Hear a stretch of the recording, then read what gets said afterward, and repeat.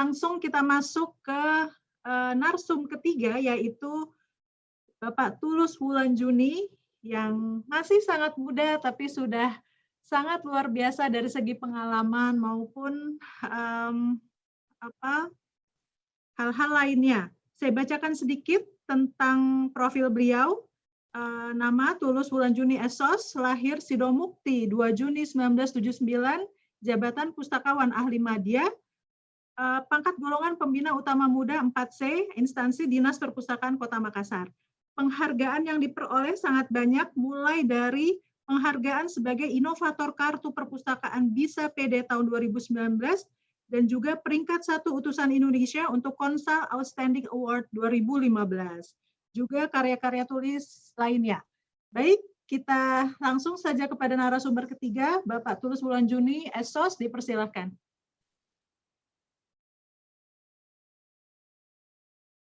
Pertama-tama mengucapkan terima kasih kepada Ibu Moderator dan pengurus yang telah IPI Pusat yang telah memfasilitasi pertemuan pada hari ini melalui webinar. Dan saya mengucapkan kalau di sini sudah jam 12, kalau di waktu Indonesia Barat mungkin baru jam 11.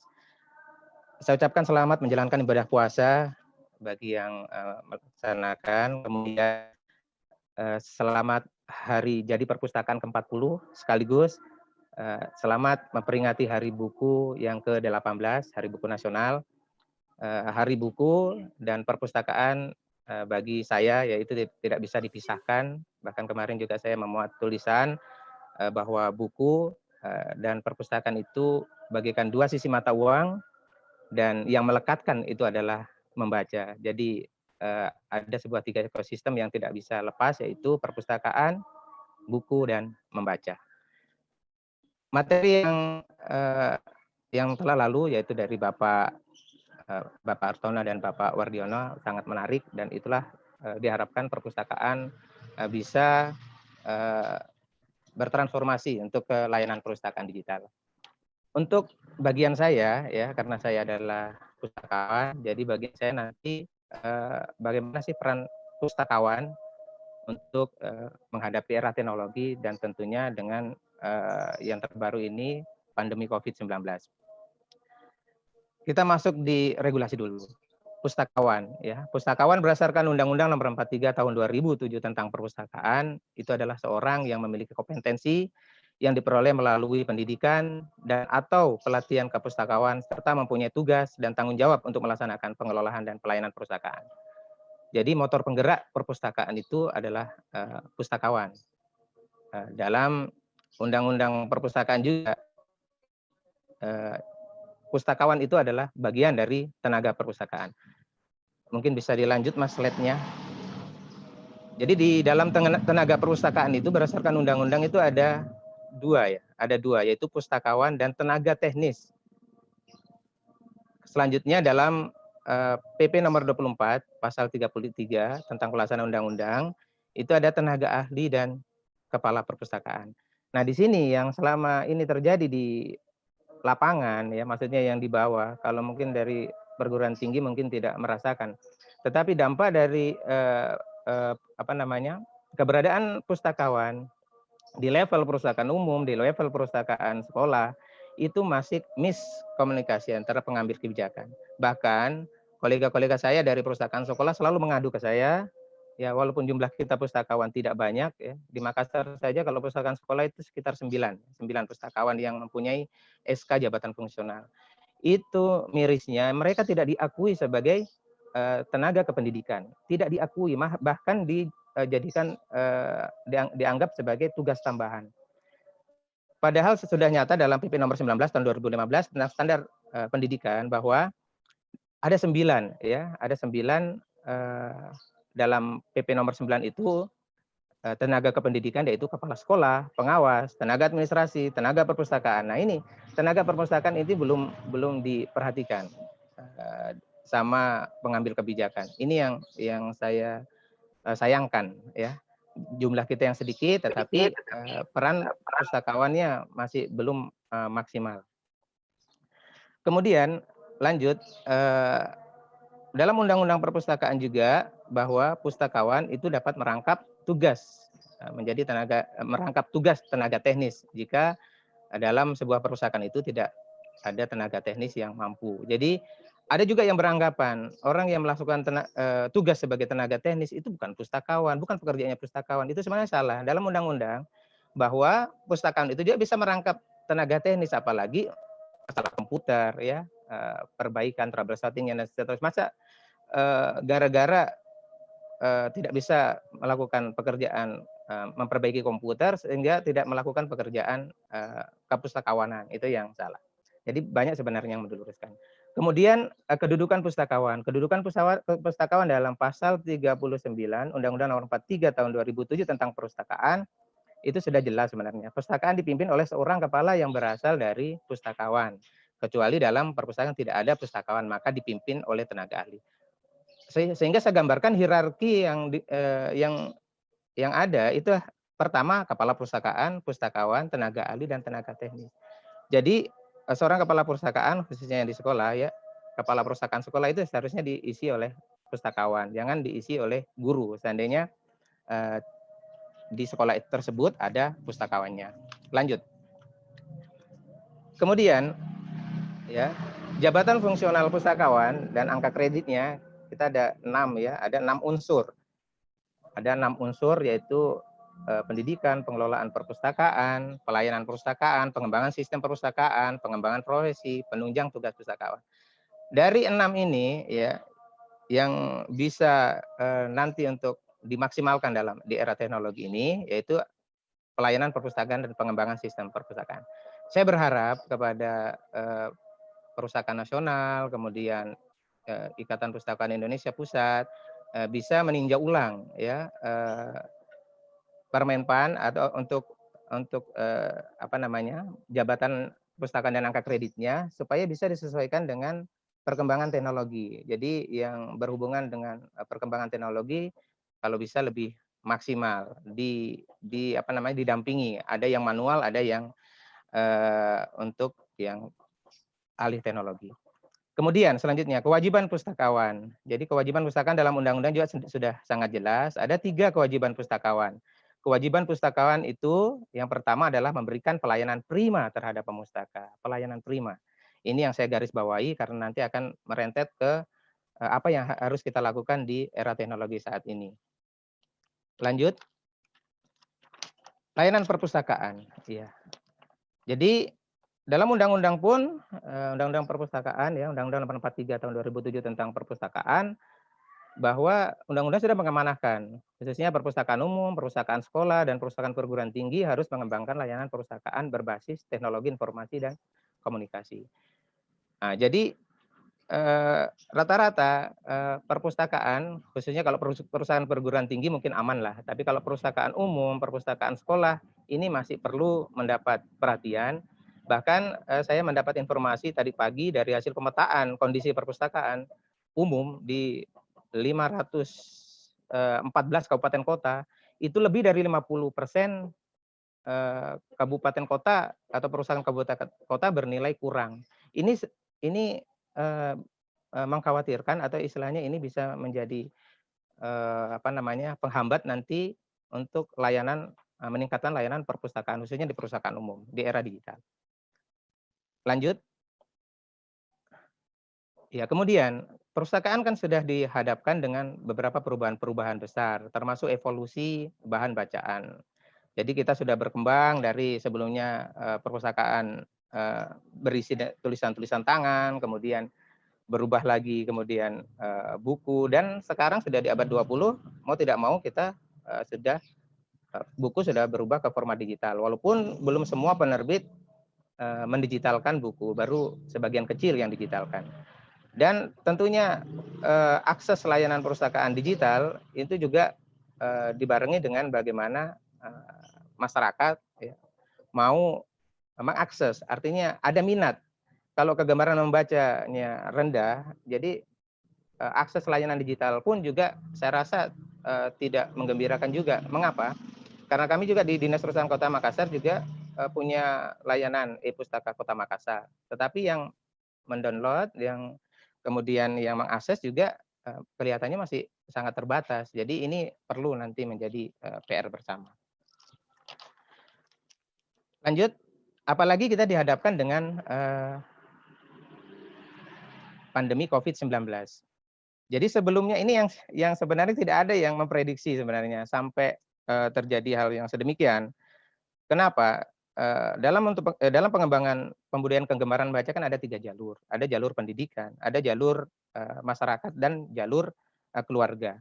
Jika sebelumnya sepertiga waktu anak-anak atau usia sekolah kita lebih sepertiga waktunya habis di lingkungan pendidikan, sekarang 24 jam harus di rumah. Nah, ini menjadi tantangan, 24 jam harus di rumah dan banyak yang belum siap ya. Dan kita belum pernah memikirkan bagaimana memberi artinya bimbingan kepada orang tua untuk menyediakan fasilitas-fasilitas perpustakaan di bahan bacaan di rumah. Itu yang jadi kendalanya. Jadi ini sebuah PR juga bagi semua bagaimana mewujudkan nanti peran perpustakaan di keluarga secara maksimal, karena di era pandemi COVID ini otomatis anak-anak atau pelajar lebih banyak di lingkungan keluarga. Kemudian apa peran pustakawan? Ya, apa peran pustakawan? Jadi saya setuju ya dengan artikel Bapak Widodo ya, itu bahwa peran perpustakaan itu ada 4. Dan ini sudah dijelaskan tadi sama Bapak Wardoyo sama Bapak Artono, bahwa ada 4 peran perpustakaan. Yang pertama adalah sebagai manajer informasi. Nah, yang pertama sebagai gerbang manajemen perpustakaan. Pustakawan itu bisa menjadi gerbang manajemen perpustakaan konvensional dan modern. Jadi bagaimana bisa memfasilitasi. Kemudian pustakaan bagaimana sebagai manajer ilmu pengetahuan dan informasi. Jadi perannya diposisikan sebagai SDM yang handal. Jadi tidak main-main ini sebenarnya pustakawan kalau mau dihayati. Kemudian pustakawan sebagai penerbit. Jadi bagaimana pustakawan bisa bermitra dengan beberapa penerbit, kemudian bukunya bisa diterbitkan di perpustakaan, dan ini sudah dilakukan oleh Dinas Perpustakaan Kota Makassar. Kemudian dan itu sudah saya lakukan sejak 2012 kalau untuk Perpustakaan Kota Makassar untuk membantu penerbitan lokal. Kemudian pustakawan sebagai pengorganisasi jaringan sumber informasi. Jadi apa namanya? Pustakawan harus bisa mengorganisir, kemudian pustakawan sebagai penilai kebijakan. Jadi mana yang layak, mana yang tidak layak untuk dipublikasikan.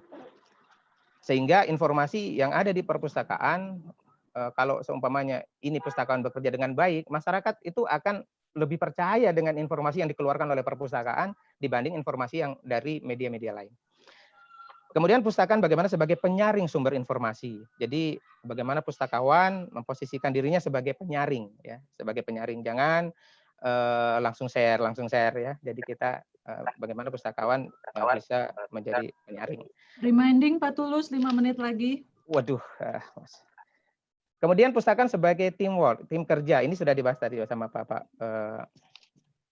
Wardiono bahwa pustakawan sebagai mitra kerja masyarakat. Jadi kita harus memfasilitasi teman-teman, apakah dia pegiat literasi, pendongeng, kalau yang di perpustakaan umum itu bisa bekerja sama dengan kita. Kemudian bagaimana pustakawan sebagai desainer, tim desainer. Jadi untuk membuat sebuah desain web itu pustakaan bekerja sama dengan tim desainer, karena yang lebih ahli kan sebenarnya orang teknisnya, orang desainernya. Jadi apa yang dikatakan tadi Bapak Wardiono betul bahwa pustakaan itu harus bekerja sama dengan yang lainnya, termasuk dengan ahli-ahli IT.